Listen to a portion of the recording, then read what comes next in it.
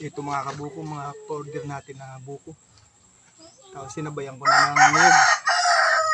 Saka panggatong na rin. Kasi mag New Year. Happy New Year nga pala sa inyo mga kabuko. Sana masaya New Year nyo. Salamat.